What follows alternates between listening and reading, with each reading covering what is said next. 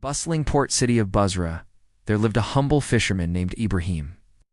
Each day, he cast his nets into the azure waters of the Persian Gulf, hoping to catch enough fish to feed his wife and 3 young children. Despite his tireless efforts, Ibrahim's family often went to bed with empty stomachs. Their small mud brick hut, a constant reminder of their poverty. "For freeing me from my prison, I shall grant you 3 wishes. Command me, and I shall obey." With trembling lips, he spoke his first wish. "O mighty Dajjal, I ask for a home where my family can live in comfort and enough food to fill our bellies each day." One fateful morning, as Ibrahim pulled in his nets, he felt an unusual weight. To his surprise, he discovered an ancient copper lamp tangled in the mesh. Through a window overlooking the sea, he spotted an otherworldly glow emanating from the depths. "Dajjal," he commanded, "I wish for you to retrieve the pearl of the 7 seas and bring it to me."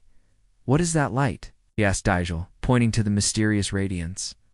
With a heavy heart, Dajjal dove into the waters. Returning moments later with a pearl the size of a man's head, its surface shimmering with an unearthly light. Before Ibrahim's astonished eyes, a magnificent marble palace rose from the sand, its spires reaching towards the heavens. A column of flame erupted from the floor, and from it emerged a terrifying figure, a demon wreathed in fire, its eyes burning with fury.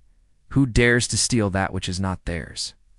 Barkat's gaze swept across the opulent chamber, taking in the ill-gotten wealth that surrounded them. With a snarl of disgust, the demon pronounced its judgment. "For your greed?" The roar of the waters filled his ears, and darkness engulfed him.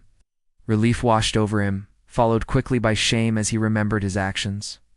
The marble palace, the mountains of gold, the pearl of the 7 seas, all of it had vanished like mist in the morning sun. He worked harder than ever, cherishing every moment with his loved ones and finding joy in the simple pleasures of life.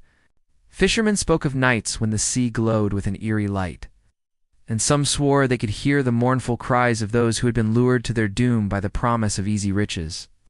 Though their meals were often meager and their possessions few, Ibrahim's family was rich in love and contentment.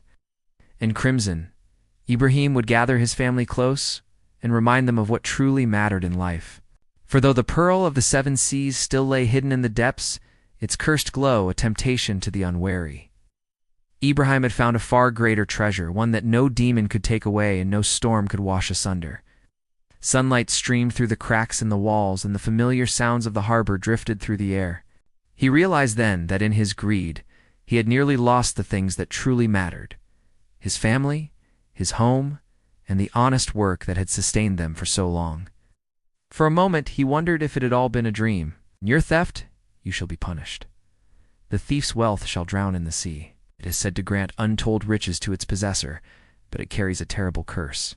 Each evening, as he mended his nets and listened to the laughter of his children, he silently thanked whatever power had given him a second chance.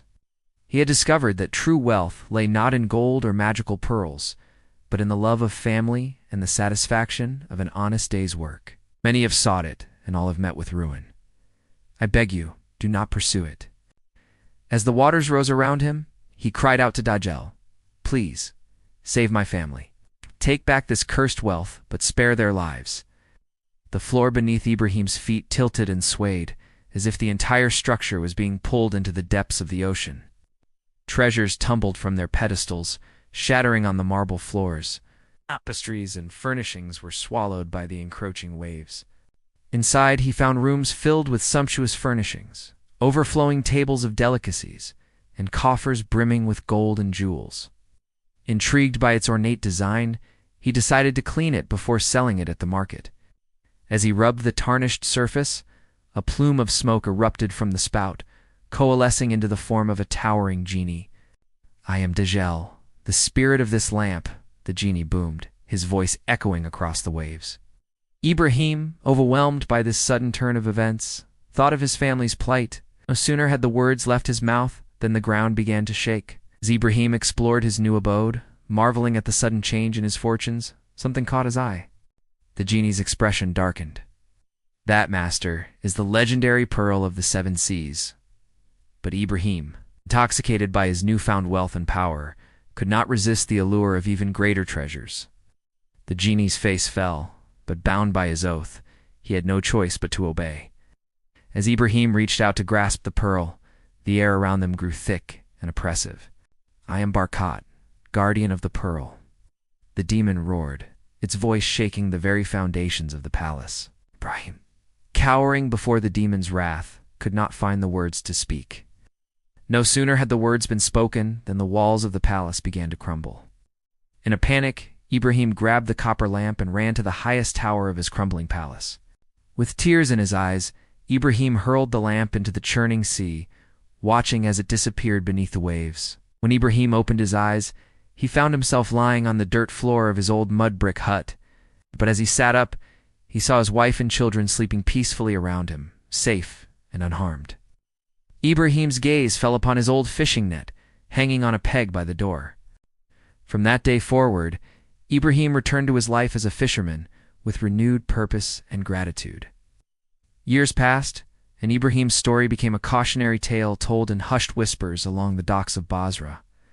But for Ibrahim, the greatest treasure was the lesson he had learned. And so, as the sun set over the waters of the Persian Gulf, painting the sky in hues of gold,